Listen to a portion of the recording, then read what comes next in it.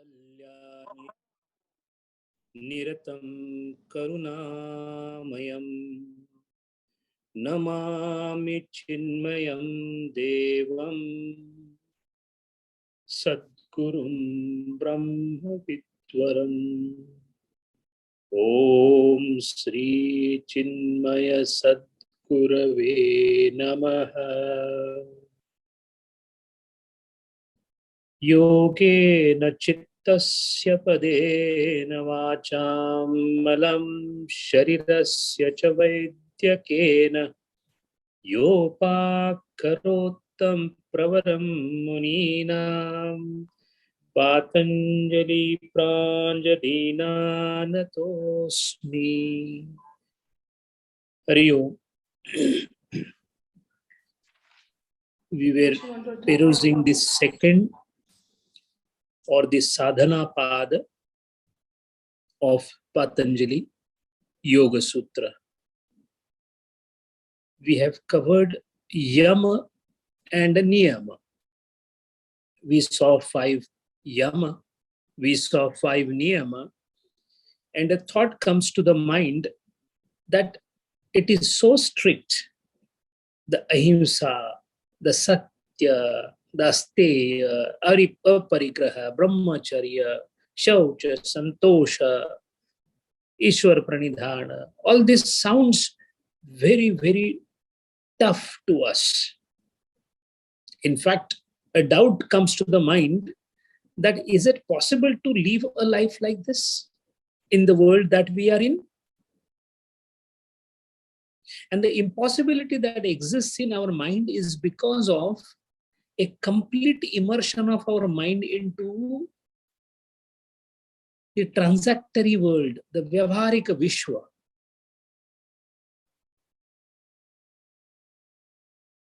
A drunkard, an alcoholic addict, when you speak to him, he tries to argue with you saying that, sir, I cannot give up alcohol because, so many years I have been drinking.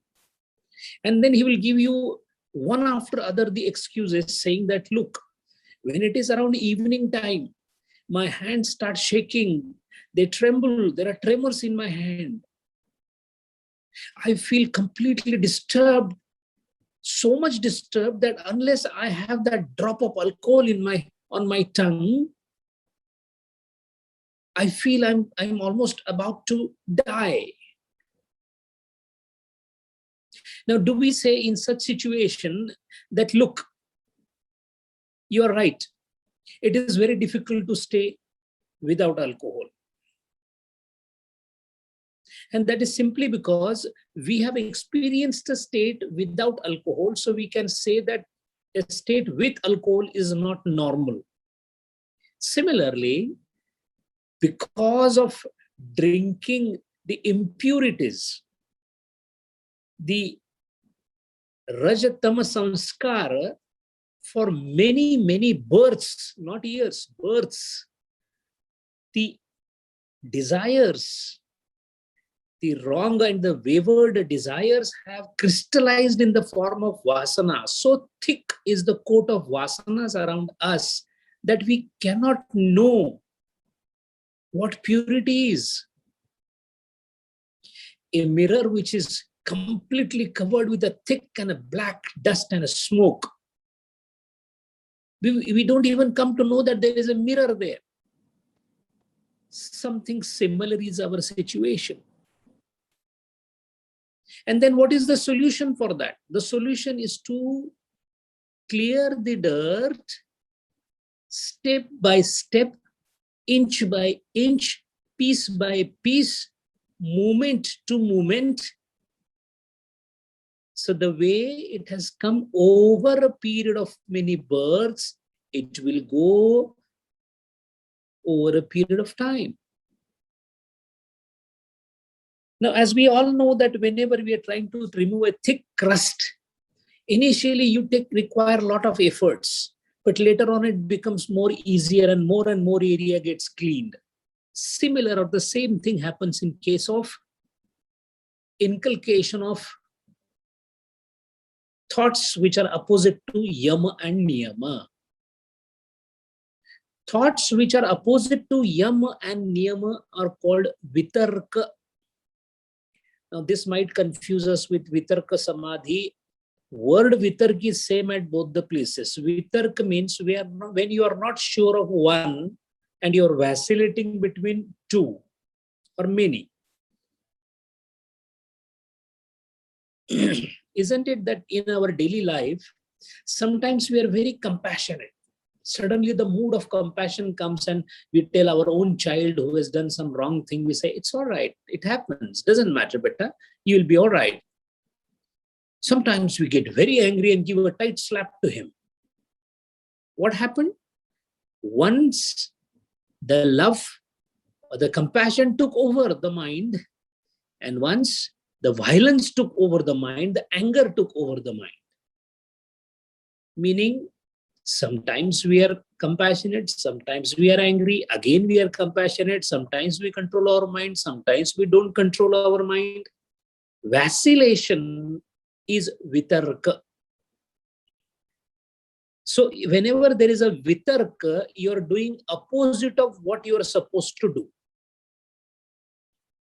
Before you raise your hand, before you raise your voice, you're supposed to think about it.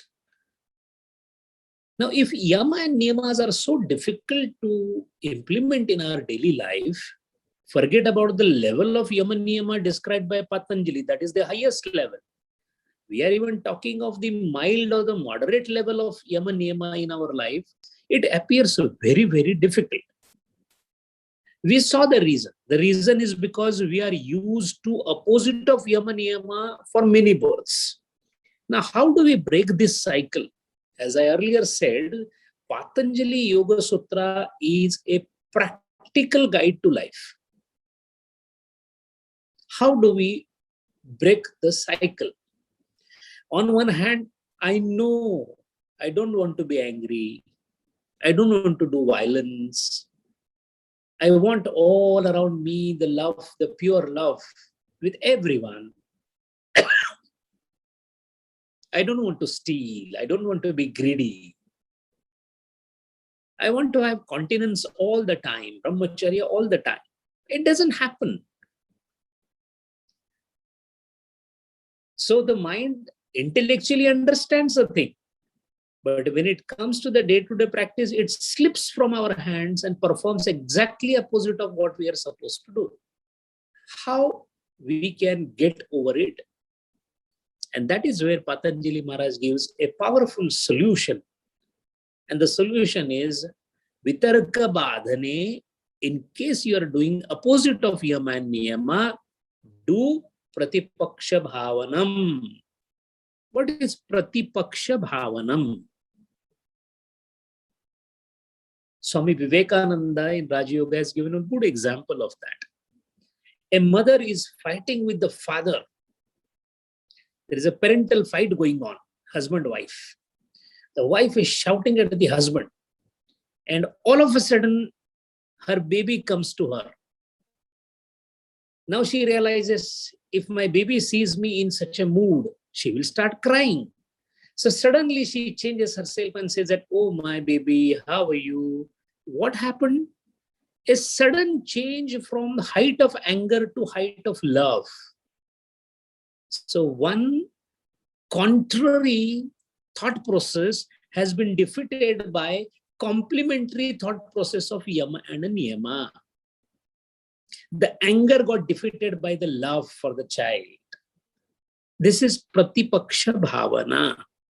Now, there are some subtleties that we need to understand in this.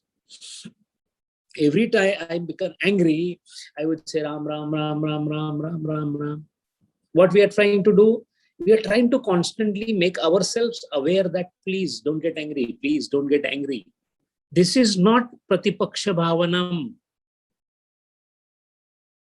Having the thought of anger in mind, violence in mind, and then trying to quell it is not pratipaksha bhavanam. What is pratipaksha bhavanam? In the morning itself, I have gotten up, and I did not get my cup of tea or coffee, which I expected for my wife to give it on the table, because I am a person called husband, a deified personality. Now, the presumption that I am the husband and I should be getting the cup of coffee, which itself is a wrong perception, which has been nurtured over a period of time, gives you a feeling that what the heck, I'm getting up early in the morning for the satsang and she cannot even give me a cup of tea or coffee. The violence arises in the mind in the form of anger. But now I'm going for satsanga, so I'm thinking that, look, I'm going for satsang, better not to get angry, please calm down, please calm down. This is not pratipaksha bhavanam. Pratipaksha bhavanam is when you get up in the morning for the sake of satsanga, if you think with love and compassion about everyone, including your wife and children, then while getting up itself, you should be very careful that my getting up should not make everybody awake because they're sleeping. Let my child sleep. My wife is tired. Maybe she's sleeping. Let her sleep.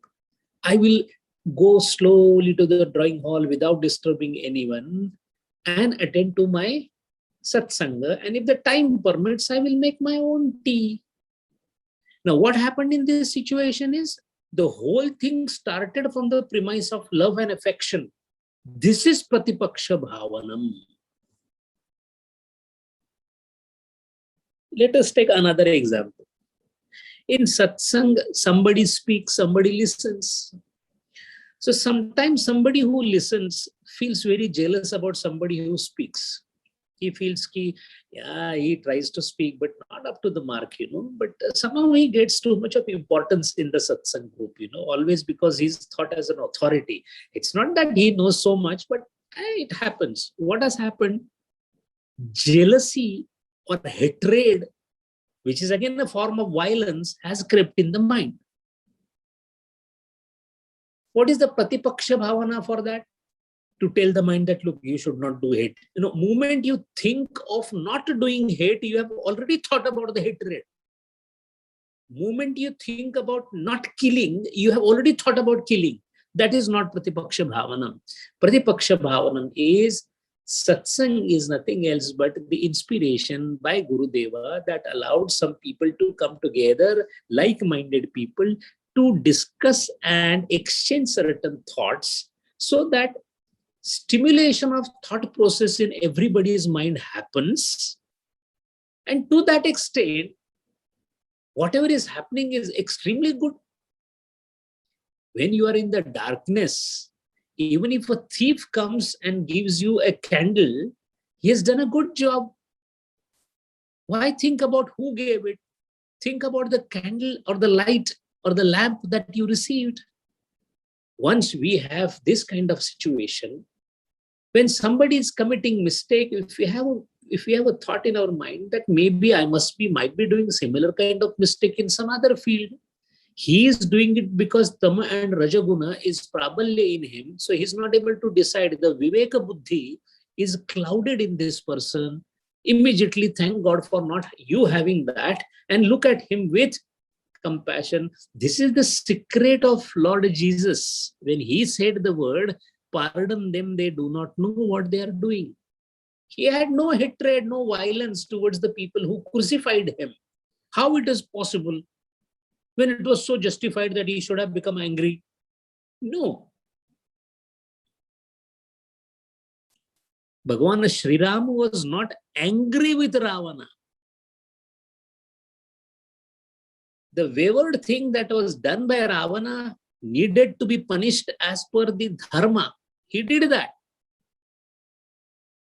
But when it came to actually giving salvation to Ravana, Sri Rama did not say that, look, he did such a thing, let him rot in the hell. He was compassionate enough to say that, all right, you too. This is inculcation of pratipaksha bhavanam. Start from the premise of love, compassion. Everything is fine. Everything is nice. All right, some variations are happening. Them are happening. The whole thing, The entire behavior and thought process opposite of yama niyama happens because of our own faults. Mana prasannata. We are going to come to that. What is mana prasannata? Cheerful in nature. Swamiji, look at our Gurudeva. Observe keenly his behavior. He was full of cheerfulness. That cheerfulness comes from where? Comes from the fact that all are my children. This is beautiful garden of the Lord. All my children want to listen to me. Lord wants me to talk to them. So I am spreading Lord's word throughout them. In this, maybe I may get food. Maybe I may eat at 5-star hotel. Maybe I may go hungry. Maybe people may not attend my satsang. Maybe there is only one person. Earlier, we used to have Kathopanishad lectures at Pradeep ji's house. Many a times it happened that Pradeep ji and Madam ji, they were there only as only listeners to think. What difference does it make? Lord wanted only 2 people to attend. Lord wanted million people to attend. It is Lord's wish. That need not dent my sincerity towards what I am talking, because the talk is inspired by the Lord. It's all a win-win situation. Life can be a garden of flowers, even with presence of thorns, provided we have the premise of that kind in our mind before the event happens. Our life is a struggle of multiple fires. When we come into sadhana, we try to quell the fires. What Patanjali Maharaj is saying is that do not have spark at all. Why hell the fire would come? Pratipaksha bhavanam is not a negative substitution, but a positive enforcement.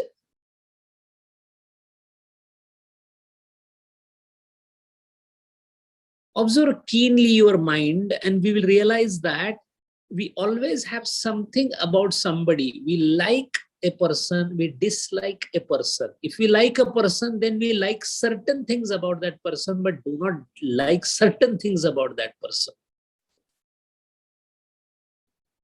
And there are certain peculiarities with certain species also. Men have an ego problem. Women have a jealousy problem. These are typical of certain species. If a lady finds another lady doing something actively, she would feel that, look at her. She's always trying to be on the front. Jealousy. For a man, a slight ignorance about his presence suddenly infuriates his ego.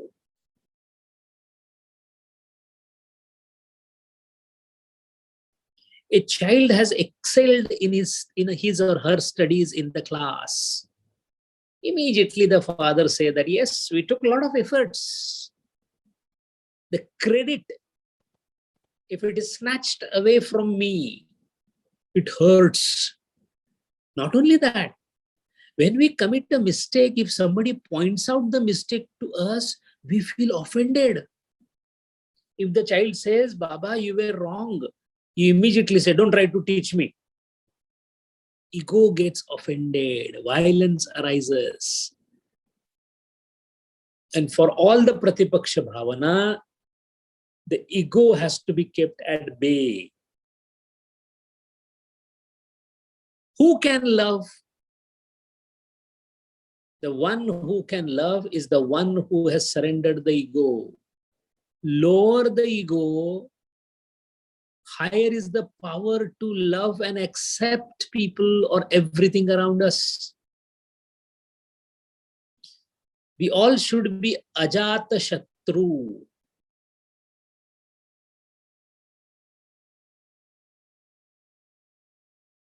कर भला तो हो भला, आखिर दरवेश की सदा क्या है, इधर भी वहा हुआ है, उधर भी वहा हुआ है. Something good happens to you, waha waha. Bad happens to you, waha waha. How do we do that? If the bad happens to you, it is your own creation of the past karma. Otherwise, it will not happen. Gurudev at one place has categorically said that don't pray to God for averting what is happening to you. Pray to him for the strength, because God will not even do an iota of wrong thing with you.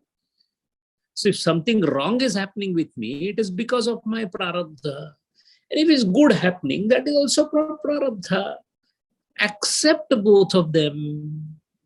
And the acceptance should not be grudgingly. We normally say, what to do? Life is like that. You have to carry forward with a face that looks like, a sullen face. That is not the way to deal with it. The way to deal with it is to accept with honor.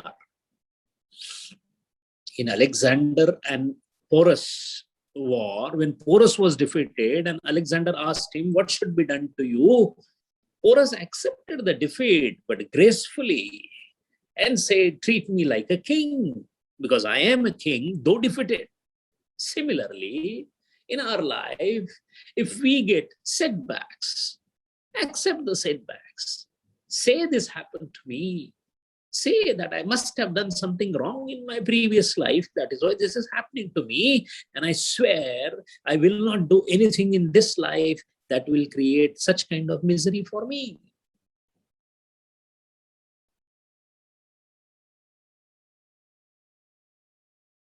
A great control is required on the speech, thoughts, and physical action, kaya, vacha, and mana, before initiating these three into this world. Impregnate them with the perfume or the aroma of love and affection, and let them then go into this world.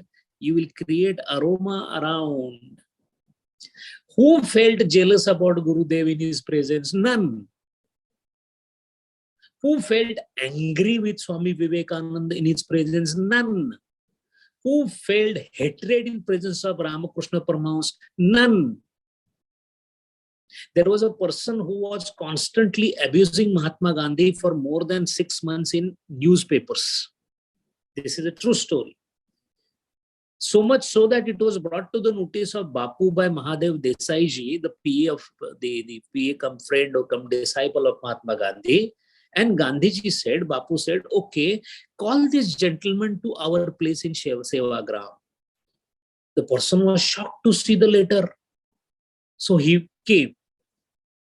And what was the letter given to him? That you have been writing so much about Bapu. Is it not better that you come and straight away ask him the answer for your criticism? If he has wronged, if he's a wrong person, he has wrong ideas, he has done wrong actions, come and ask him. And the person arrived. He was received in the ashram, and because of Bapu's busy schedule, he was told that at an appropriate time, in a day or two, we will sit together and discuss what you have to say about Bapu. What happened was, in those 2 days, what he observed of Bapu, on the third day, he came sobbing and touched Bapu's feet, saying that, Bapu, I made a big mistake of my life. I didn't know who you are. And what was the answer by Bapu?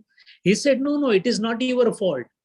Many times, maybe my actions, my thoughts are not getting properly spread around the way it should spread. This is the power of love and compassion. Everyone in Indian history hates Muhammad Ali Jinnah as a man who was crooked, who participated, etc., etc. That's the history part. What was Bapu's outlook? Bapu has said in his biography that there are only 2 people whom I failed to make my friends to the extent I wanted. Maybe it was my fault. One was Hiralal, my elder son, and another was my Kathiawadi friend, Muhammad Ali Jinnah. No iota of jealousy, no hatred, nothing. Bhagavan Sri Krishna had no hatred for Duryodhana. For the actions, yes, there was a hatred, not for the person. That is the greatest philosophy of Bapu, which says, hate the sin, not the sinner. If the sinners are to be hated, where will we be? So this Pratipaksha Bhavanam is nothing else but inculcating opposites of vitarka. Whatever can affect the 5 yamas and niyamas, inculcate opposite of that. If himsa is what we are trying to avoid, inculcate love in us. Dhai akhar prem ke padhe so pandit hoy.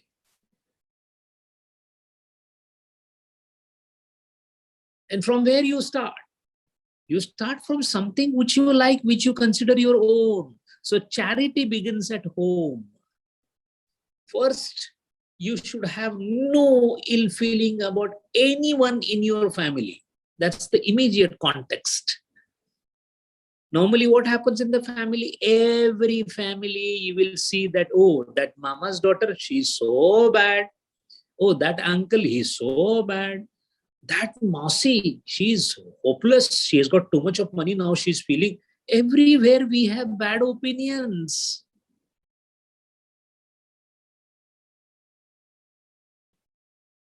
What maximum a good person does is he tries to forget them and stops contact with them.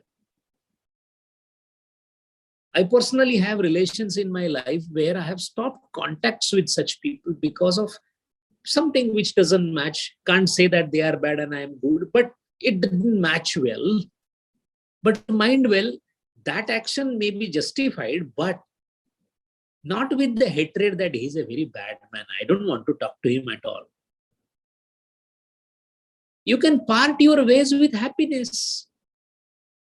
Me and my brother were born in the same family to the same parents. However, his thoughts are different, my thoughts are different. He went his way, I will go my way. Enough.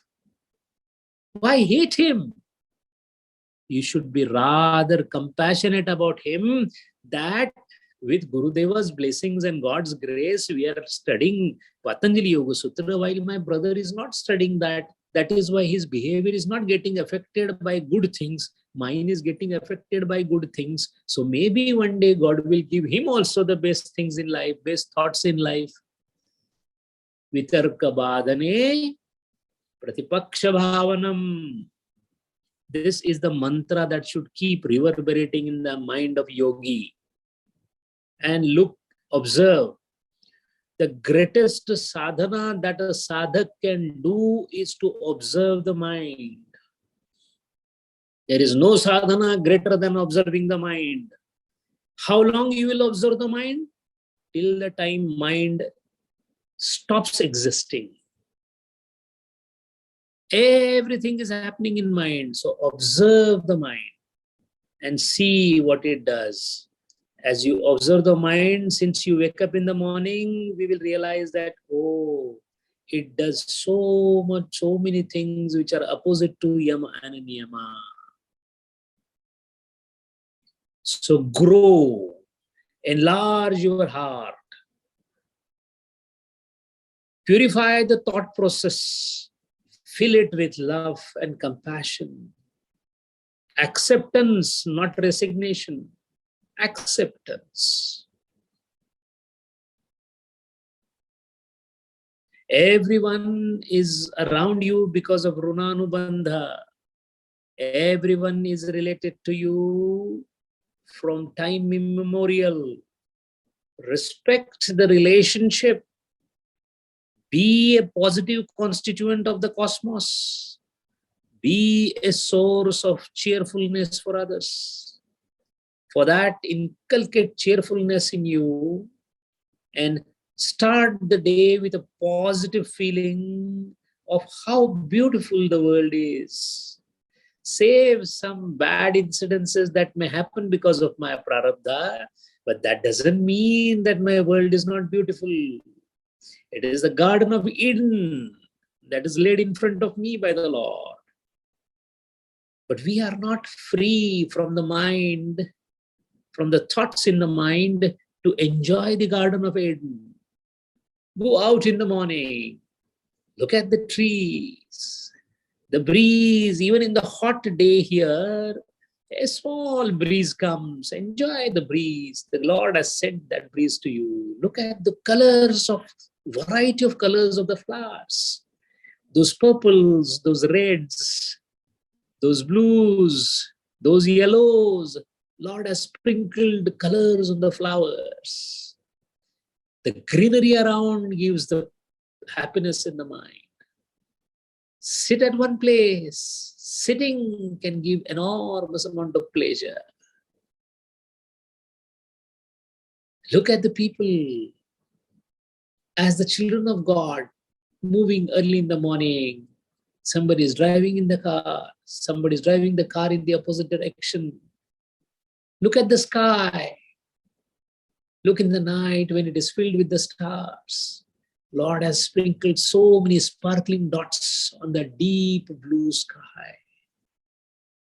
How enjoyable all this is, provided my mind is there in that enjoyment. So the beauty, happiness, compassion, love, everything is in the mind, not outside. You wear the goggle of cheerfulness in your mind, everything appears cheerful. The same place where you meet your fiancé, the whole thing appears so beautiful. The river, the birds, the face of the fiancé, everything appears beautiful. And when you come to know that she cheating you on your back, the same place appears extremely abominable. And you get angry about everything. Place hasn't changed. Constituents haven't changed. The nature hasn't changed. What has changed is your thought and your mind. So the work for a yogi is always on thoughts. Correct the cause, effects will automatically be corrected. Yama niyama viparita himsa dayo dasha vitarka shabdena tantre paribhashitaha. That which is opposite to yama niyama, such as himsa, etc., is called vitarka.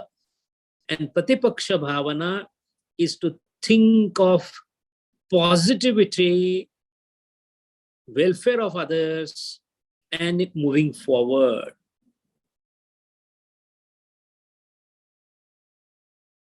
In one of the commentaries of Patanjali Yoga Sutra, for Pratipaksha bhavana, it is compared to a thought process is compared in a very little weird manner. You should feel so ashamed of again and again doing wrong things that the mind should, the thought process should get completely disgusted of the negative thoughts that we are getting. It says, Shwavruttena tulya. Shwavruttena tulya matlab like a dog. Why dog? Because yatha shwa vantavalehi tathoktaha. The dog vomits the food and again eats the vomit. Similarly, that we find very disgusting, the dog vomiting the food and eating the food. Similarly, I am also trying to vomit away the thoughts about violence, etc., the opposite of yama niyama, and again I am doing the same thing. This thought, if it comes to mind with that much of disgust of vantavalehi shwaha, like the vomit of the dog, this is where it is compared, then the Pratipaksha bhavana will become stronger. Now comes the question. It is very difficult to inculcate this bhavana and to go to the purity of yama niyama. How to do it is told as a strategy as Pratipaksha bhavanam by Patanjali Maharaj. Now comes the question, I am trying my level best, but I am not able to do it. What will happen? The effect of not following yama niyama mind well, our mind thinks that yama niyama is meant for only a yogi who is attempting Patanjali Yoga Satra. No, sir. Yama niyama is meant for all the time, in all the margas. You call it Shad Sampat, you call it yama niyama, you go to Jainism, you go to moksha mudita, etc. in Buddhism. Everywhere the base of sadhana is same. Yama niyama is the basic foundation of sadhaka's life. If you intend to be a yati, the one who is trying to be an ascetic, one who is trying to leave this world of thoughts where everything is going wrong, then he has to follow yama niyama. If you do not follow, vitarka himsadaya krut karit anumodita, 34th sutra is very important.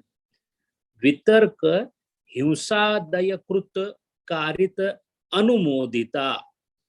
This is the first part of the sutra. What is krut karit anumodita?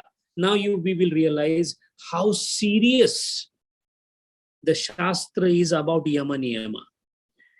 If you are doing anything like himsa, vitarka himsa adaya, himsa adaya, that means if you are stealing asatya, stealing asteya, aparigraha, you are doing parigraha, brahmacharya, you are breaking from brahmacharya, you are not clean internally, externally, shaucha, santosha. If you are doing something against the yama niyama, then, and if such a doing is kruta, karita, or anumodita. Now this is very important. What is kruta, karita, anumodita? Kruta means you yourself are doing it.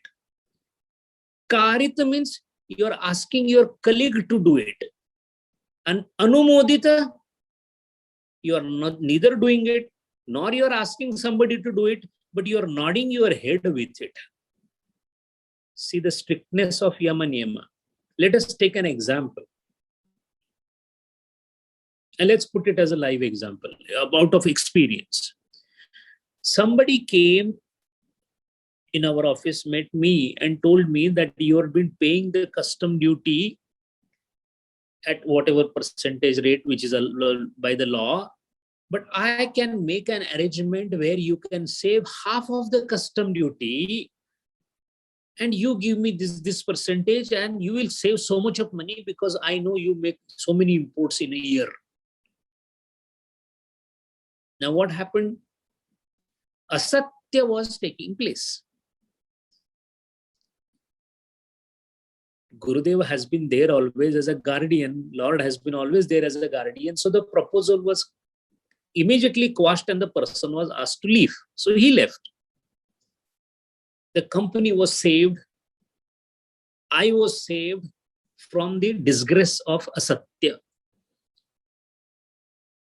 However, for the theoretical assumption, suppose if I would have said that let me talk to my MD and I'll come back to you. So I would have gone to the MD. The MD would have asked me, what do you think? And I would say that I personally won't like it, but it is your decision. What happened? I did not do it because I said no. So it was not kruta.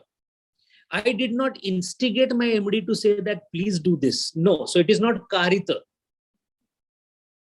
But by saying that if you do it, it's okay. Anumodita. I approved of the act.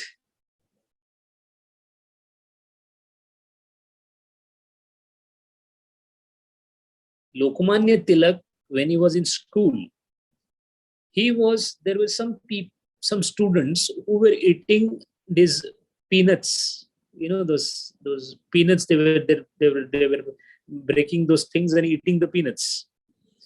And naturally, the coverings of those peanuts were all lying everywhere. When the teacher came, he started that everybody get up, and he started hitting everybody with a stick as a punishment. Lokmanya Tilak said, I will not take punishment. The teacher said, why? He said, I have not eaten peanuts. I will not take the punishment.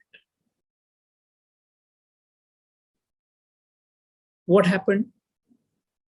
He stood by truth. So you should not do violence. You should not lie. You should not let others lie. How do you mean? What do you mean by let others lie? Somebody calls you in the home. You don't want to talk to him. So you tell your daughter or son that tell him I'm not there in the house. This is called karita, done through somebody. And anumodita, there is a lady that is being molested. And you walks from the side saying that I didn't do anything. I thought of that lady as my sister. It doesn't work, sir. It is anumodita.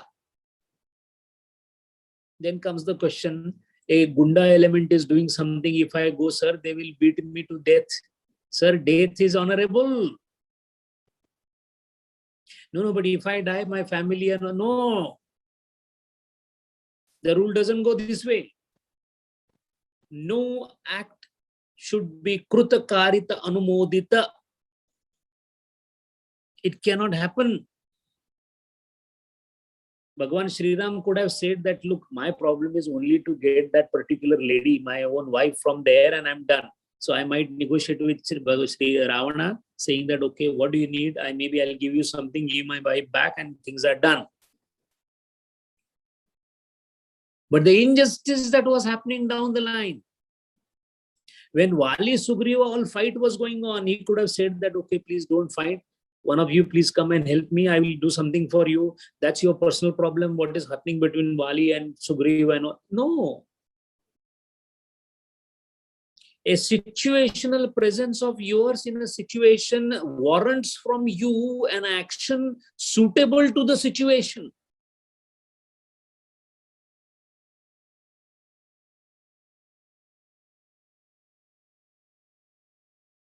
That is why Karita, Bharata abused his mother for sending Bhagavan Sri Ram to Vanvasa. Why? He was not Krutakarita Anumodita in doing that decision. However, Bhagavan Sri Ram did not say that, Bharata, well done, your mother is really a bad woman. No, he told Bharata, Bharata, this is not how you should be speaking to your mother. Why? There was a violence happening in the form of hatred towards the mother, which he tried to prevent. These things sound very idealist for us in the modern world because we feel that this is too much. How can you behave like this? This is not justified. That is because of the wrong things are so much ossified in our head that we cannot. You cannot say that somebody is beating a poor dog and you say that, that's his dog. What can I say? You can say, but he will abuse me. Let him. You are not to be a nuisance in everybody's activity, understood? But wherever a jiva is suffering, you should not even think of your jiva. So, kruta karita anumodita, lobha krodha moha purvaka. You saw, yama niyama is broken because of lobha, krodha, moha. This could be mrudu madhyam adhimatra. What is mrudu madhyam adhimatra? Each act against the yama niyama, stealing, lying, feeling miserable, inflicting violence, each of these acts are in grades. What are the grades? You're doing a yajna. And yajna, you're doing a bali. You are sacrificing a goat in the yajna. The yajna is exactly as per Purva Mimamsa, as told by the Vedas. So you are doing a punya karma. But in punya karma, you are giving a bali of a pashu. So what is happening? Papa karma is happening in the punya karma.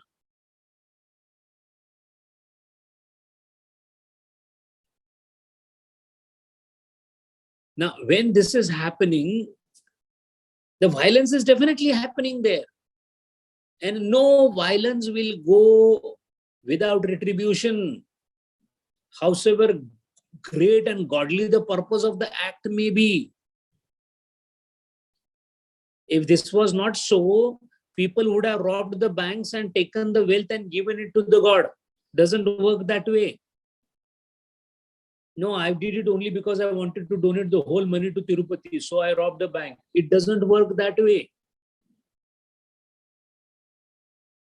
And such a violence can be mrudu. Mrudu means there's a poor man who has come. He hasn't had his food for a long time. He had walked all the way to come to the clinic, to the doctor. And the doctor is busy on the phone talking to his friend about the Sunday evening party. Now there is a violence here. What violence? The poor man is waiting outside, hungry.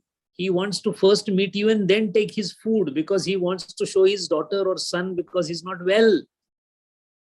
Now anybody would say that so Doctor was busy. What can he do? He has so many patients. After all, he's a man. He has to talk to his friend. No. The duty tells you to attend the person immediately. By not attending, you have done violence. Now this is called mrudu violence. Mrudu violence means slight violence. Then what is the moderate violence? It is called madhyama. This is mrudu. What is madhyama, moderate violence? Suppose you are a doctor. The patient has come. And you tell him that, look, you have to do this test. It will cost this much. And the person pleads to you, sir, I have got only 300 rupees with me. And you can see the soiled notes. Poor fellow must have worked very hard on this road to earn even that much. And he has sacrificed his evening meal because that was to come from this money. And you say that, sorry, there is something which I can't do. You have to pay 500 rupees minimum for the test to be done. Rest is up to you. Think and let me know. Moderate violence.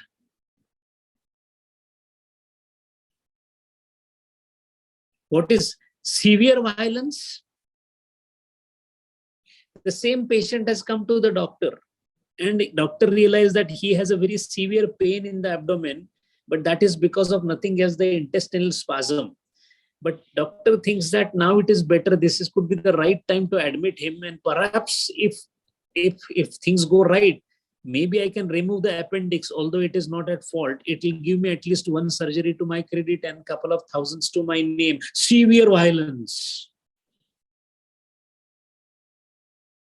So these are called gradations of violence or gradations of vitarka. When you're behaving opposite to yama niyama, it could be mrudu, madhyama, or adhimatra.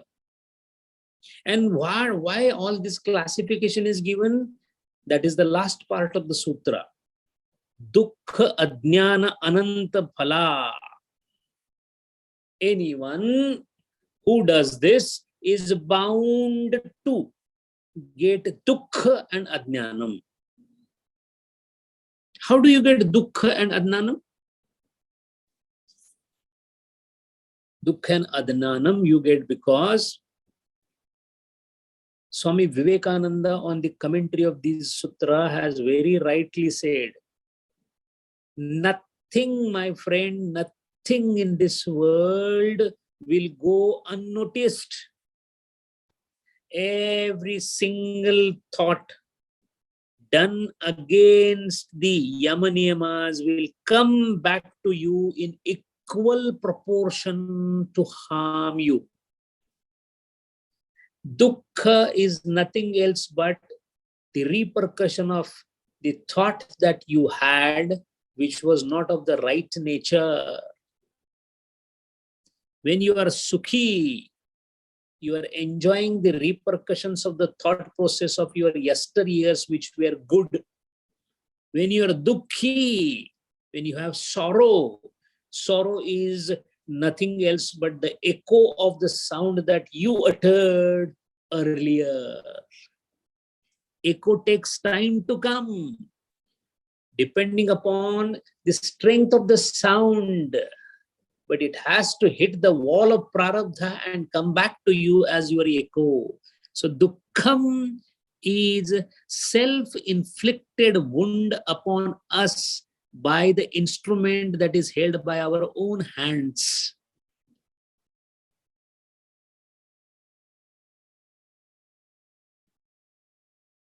Very kshurasya dhara nishitaya. Why it is said that it is like walking on the razor's edge, because every second you have to be alert about your thought process to ensure that no wrong thought is projected from the mind. And mind, well, 90% of the thoughts are projected only in the mind, they are never expressed. Do not try to judge a person by expressions. A pravachanakara or the speaker sounds very nice when he is speaking, but that is the expressed part of his speech, of his thoughts. The real thoughts in his minds may be completely different. In the society, we are aware of the prabhava of everyone, but we are not aware of the swabhava. As I said, observe the mind, and we will realize that in my mind, how much dirt is there. बुरा जो देखन मैं चला, बुरा न मिलिया कोई, जो खोजा मन आपना, मुझसे बुरा न कोई. We must introspect and observe our mind, and we realize that the mind is full of so many thoughts which I don't express. They brood inside. They remain inside. It's like a bag of worms. They are all dirty thoughts, and they are not going to go unnoticed. The moment you feel slightly jealous, it's bound to come back to you. And look at us, what we do. Every day we are criticizing. If you just observe what we talk with our friends and everyone, it is just criticism. And mind well, this criticism sometimes we justify also. I am aware of many people coming and talking to me about certain religions, how bad that religion is. Look at that, what is happening in Afghanistan. Sir, what is happening is not right. The treatment meted to the women may not be right, but the hatred towards a particular thing because of that is not also right. We have to learn to hate the sin, not the sinner. Invariably, we hate the sinner, not the sin. We have to be very clear about what we say. Moment somebody gets punishment for something, we immediately say, Acha hua, that should have happened to that guy. He's a treacherous guy. The guy comes into the picture, not the treachery. And if we say so, the thought will come back to you. It will haunt you. The arrow that is left has to come back to you again. Swami Vivekananda, the Yatiraj, the monk of the highest order, when he was asked about the difference between him and his guru, he said, knowingly or unknowingly, while giving speeches, I have sometimes been very harsh about certain things, including Christian missionaries. But my guru has never uttered a word that could inflict hatred anywhere. He was the purest of the pure, the Ramakrishna Paramahamsa.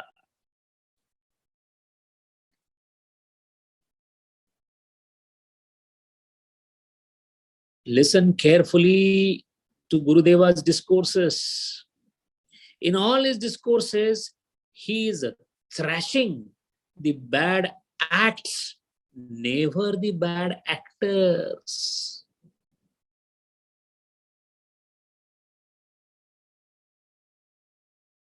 Our whole premise is wrong. He is a liar. This is how we say.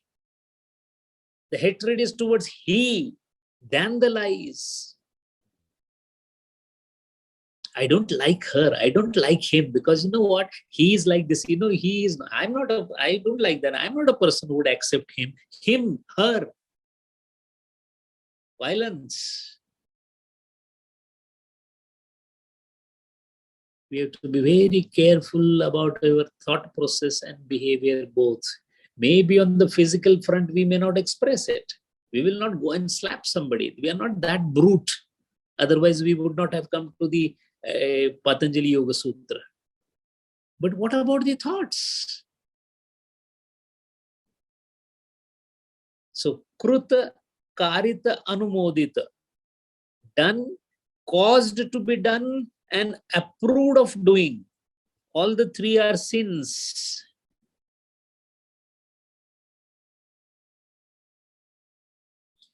Done with lobha, three motives. Lobha, covetousness. How do you do with the covetousness? We usually say that, no, I'm not greedy. I'm not greedy. I don't really... Sir, this is just a justification inside. We will give an example of a greed, and then we will realize how we are responsible for violence through greed. A lady goes to a shop to buy a purse and buys a purse of animal fur. What happened? The greed, lobh of the purse has resulted in buying the animal fur, which resulted in killing the animal. That means you approved of himsa. Normally, we do not even realize, oh, I just paid the money and bought this purse. It was so nice for me. No, a violence has been committed. The sin will come back to you. Krodha. I was not entertained properly in the marriage, so I felt angry and I told the host, is this the way that you welcome me? And we come and say, I did not keep quiet. I told him, I'm a very strict person. I told him, nothing doing. You are a bad man. I told him, sir, this is not something to feel proud of.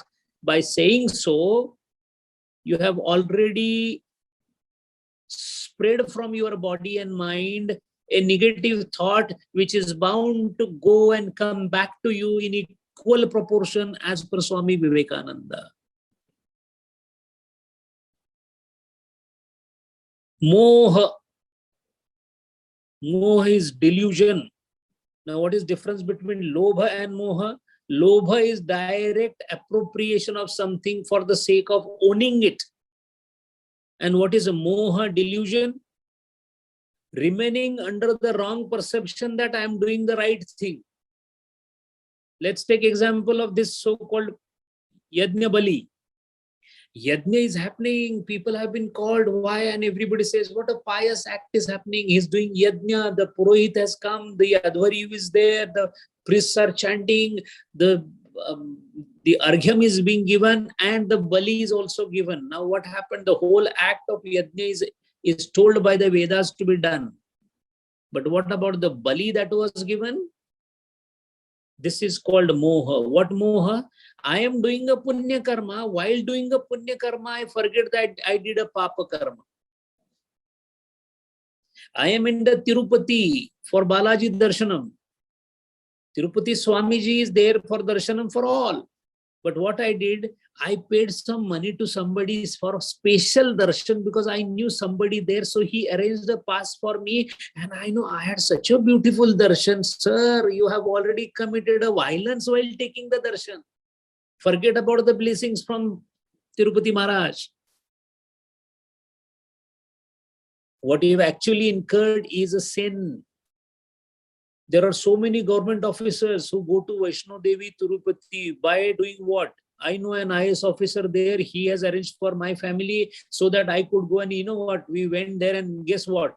Almost for half an hour, I was inside the sanctum sanctorum of Balaji Maharaj. I saw the Abhishekam.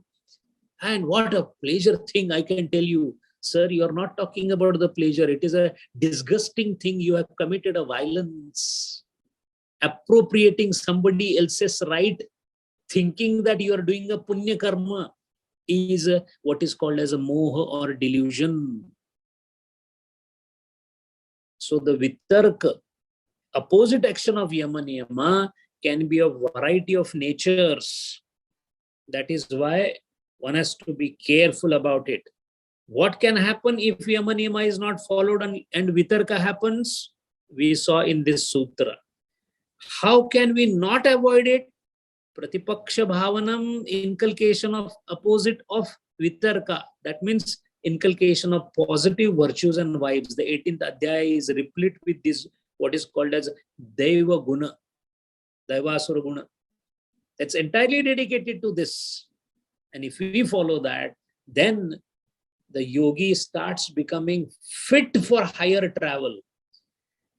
What are the benefits if somebody follows this? Enormous.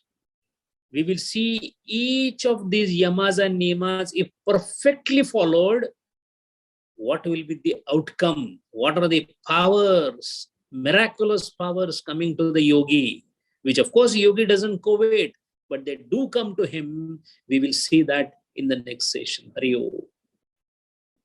Om Purnamada Purnamidam Purnat Purnam Udachyate Purnasya Purnamadaya Purnameva Vashishyate. Om Shanti Shanti Shanti. Hari Om. Shri Gurubhyo Namaha. Hari Om.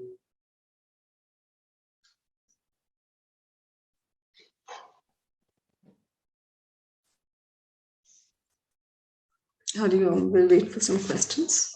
Before that, can I ask a question, Sanjay ji? Sure. So I read Swami Sivananda's books on thought power, and the way he has explained it is, so if you get angry, you go out, take a glass of milk, drink it, go out, run. So he's just he's telling that do this in order to subside the anger, right? So that's suppressing that feelings. Whereas what I understood from what you explained is not to have those feelings, which is very difficult. It's really difficult to do that. Whereas the verses, like over here, Swami Vivekananda's example that is given, the wife is angry on the husband, and the child comes. So there's a higher goal where the energies are directed to, which seems to be an easier way than not have those feelings at all. So, which is the right one over here? Hari Om.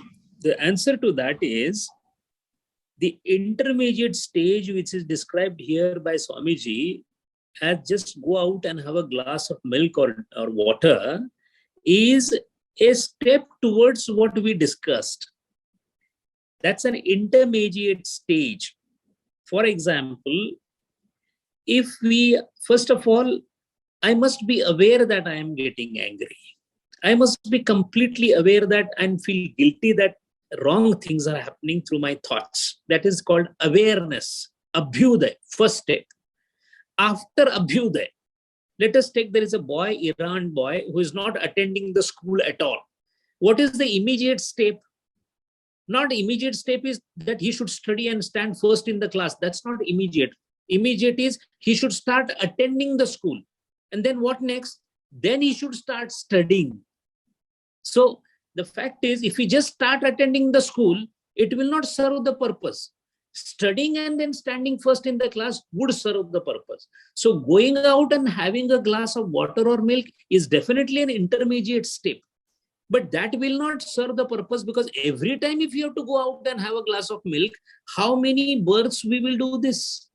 But yes, the intermediate step then further pushes you to the further step.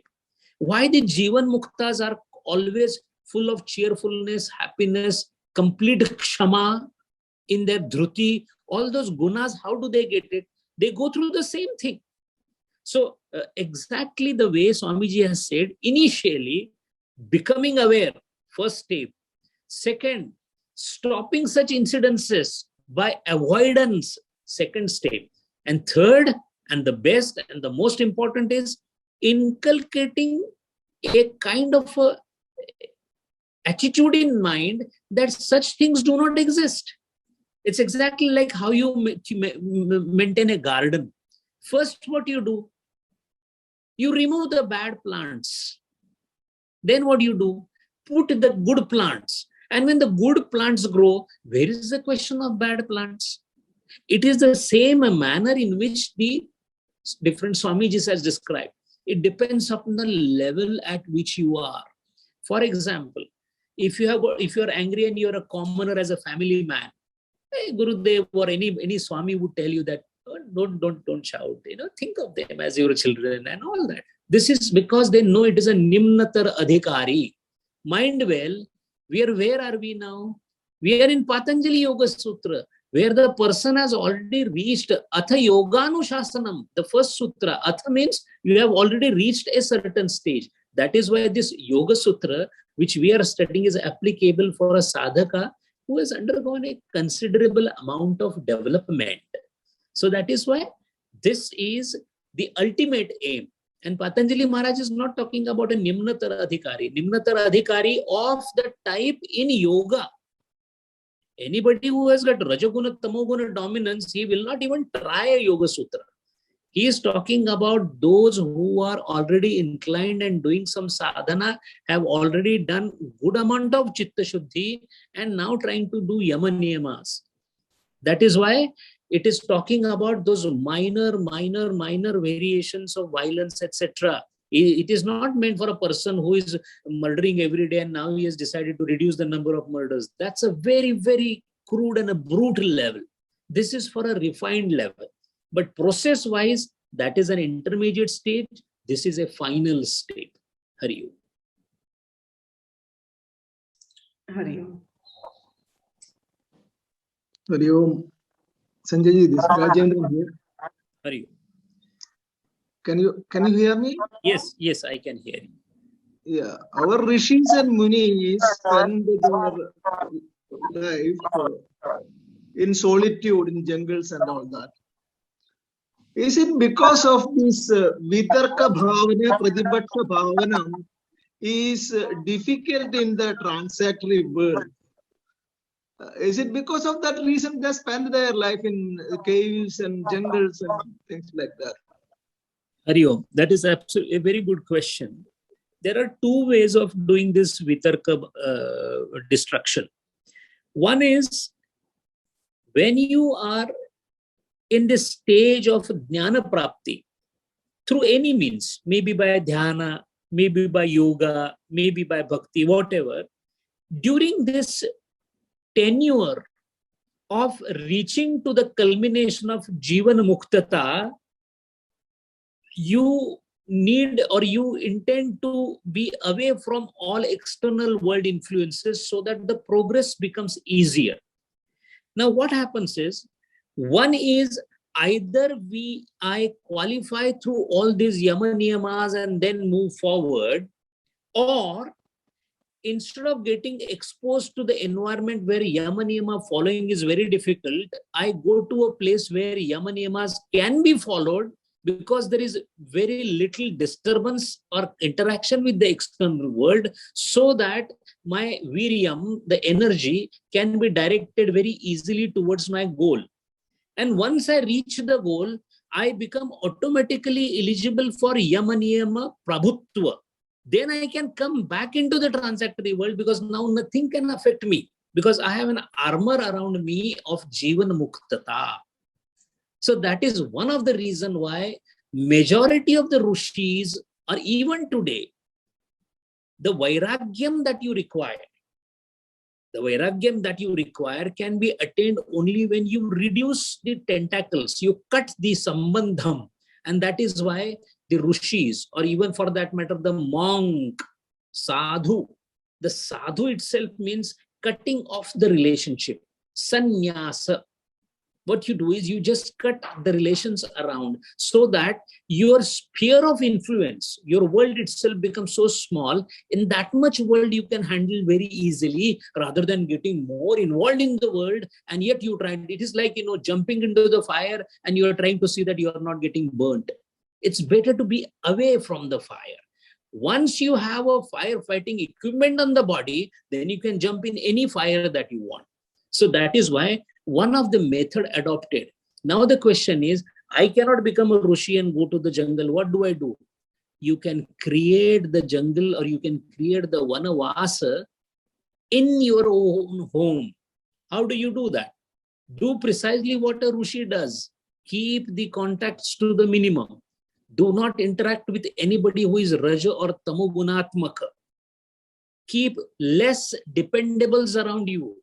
Don't get involved too much into the relations, friends, and the world, etc. Don't go after the possession. Again, see, you're coming back to yama niyama. So you can create same ambience. As Gurudeva says, you should be on F1 formula track for the meditation. It is possible. And even if it is not perfect right now, or suppose in this birth, doesn't matter. Start taking baby steps. One day we will definitely be walking. Hari Om. Hari Om. That's very clear. Thank you.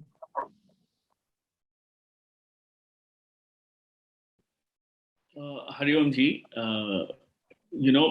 like you explained, that this is really for the, Ucha Sadhika, or, somebody who's advanced. But we see instances like, say, let's say even in Mahabharata, right? A lot of actions were done for the sake of dharma, which were not necessarily, there was compliance, there was involvement, there was, so how does one balance this?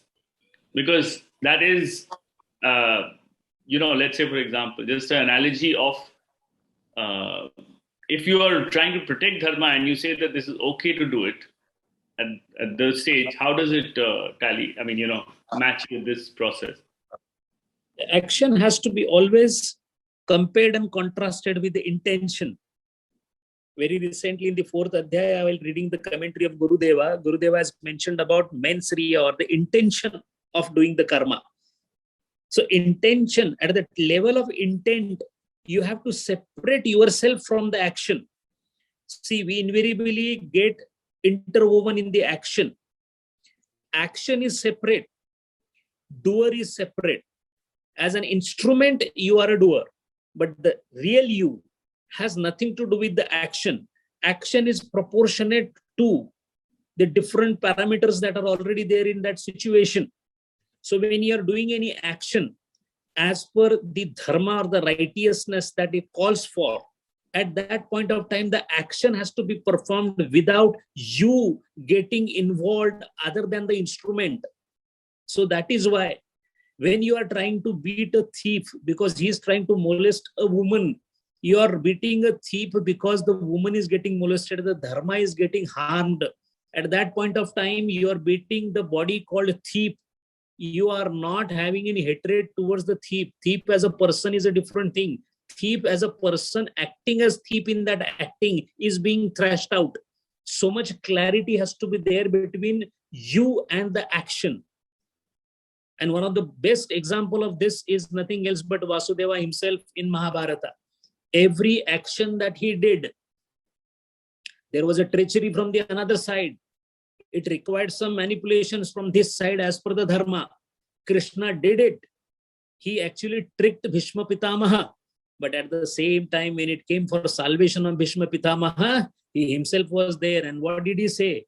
He told everyone, nobody knows dharma. Only Bhishma knows what dharma is. Let him speak. And that is how he allowed him to speak about dharma. He did not even give this chance to talk to Dharmaraj also, who was such a staunch follower of dharma. So that is why separating the actions from you, looking at the intent. The child has done some bad things in the class and has come back. Now if you say, I have to treat him with compassion, no. As a father, now you have come into bhumika. In that bhumika of a father, pita, the child needs to be admonished But the admonishment doesn't mean that you stopped loving your child. How do you do that in your home? You do that. You shout, but you have love and affection for them. The shouting is for the right purpose because it is expected to achieve a good result for both of you. So if the intention is clear, the result of the action is going to be welfare.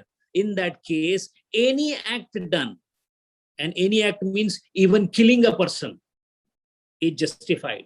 A soldier, when he's on the boundary, he actually kills the person on the other side, because according to this dharma given to him, defending the country's borders is far excellence and far above the considerations that were there that started the war. The job is very simple. Come what may, I shall defend the boundaries of my motherland.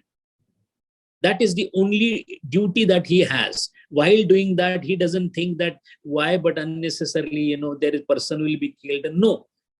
Here he is different. He is in the bhumika of a soldier. As a person, he should have nothing against the another person on the another side. Right now, that other person from the other side is in the form of soldier bhumika. I am into the form of soldier bhumika. In that bhumika, killing is justified. So that is how dharma iti guhyam mahajano yena gataha sapantaha. That is why the dilemma that comes in mind, what to do in such situation, better follow the great people, mahajanaha, such as Gurudeva. What Swami Vivekananda did, we should do. What Ramakrishna did, we should do. What Gurudeva did, because they know dharma far better than our confusions that we get. Hari Om. Hari Om ji, very clear.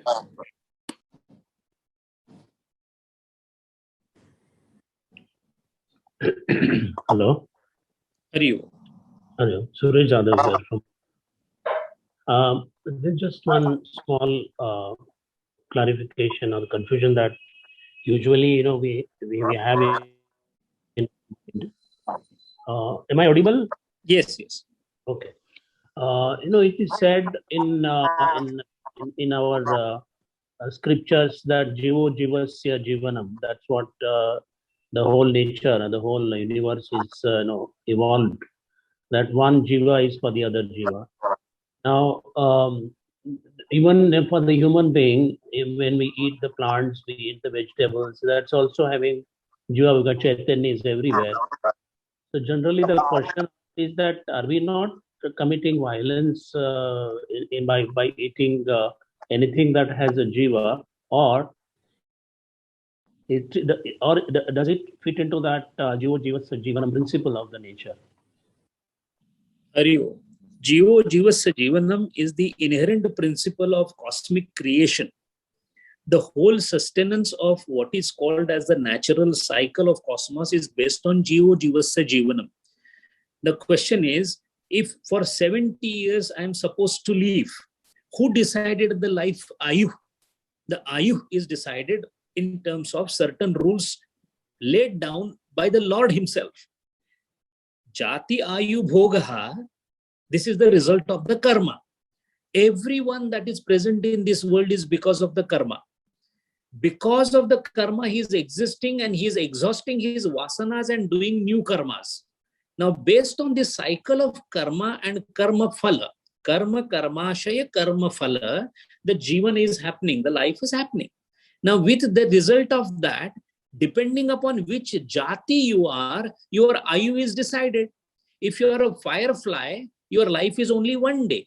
If you are a human being, maximum 120 days. If you are a dog, maybe 15 years or so. Now, ayu is decided. For the sustenance of ayu also, certain circumstantial things are given to you as per the cosmic law. Elephant will not kill an animal but will eat grass, even though it is a massive animal. Who decided it? Not you, not me. The Lord decided it.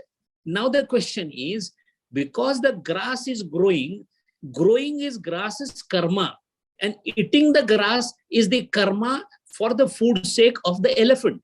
This is how the cosmic shackling has been made by the Lord himself. So jivo jivasya jivanam is a chain of sustenance of the ayu laid down by the Lord. The only problem is what is laid down by natural law of the Lord. Yantra rudhani mayaya. Arjuna, I have let this machine run. I have given the chabi to that machine and it will keep on running. In this, if we put our rule, that is a violation. For example, the grass that is growing in the jungle is made for the animals of the jungle. That is the nature's law or the Lord's law. I go there and kill the animals or cut the grass. Both are a violation. Must be done by cumulatively by everybody. Now what happens? Jivo jivasya jivanam is thwarted, is obstructed. What will happen? You will pay for it. The environmental degradation will come back to you in the form of what? Some flood of the fury, and you will suffer, you may die also. So that is why Jivo Jivasya Jivanam is a Jivana Tattva Jnana, a chain of events that have been unfolded by the Lord himself. So this will continue to happen. For example, a frog will eat a mosquito will beat a man, and he may transfer malaria to you. Why is he beating you? Biting is his nature to get the blood. Then why the malaria get transferred? Because you deserved a fear because of your past acts. That is why he is becoming an instrument in transferring it. But you cannot say to the mosquito that why are you drinking the blood? Blood drinking is not good. You are unnecessarily, no. That is as a part of the natural rule that is called as Jivo Jivasya Jivanam. So in the given compartment of Jivo Jivasya Jivanam, we are adding our own rules which are violating the yamas and the niyamas. Hari Om.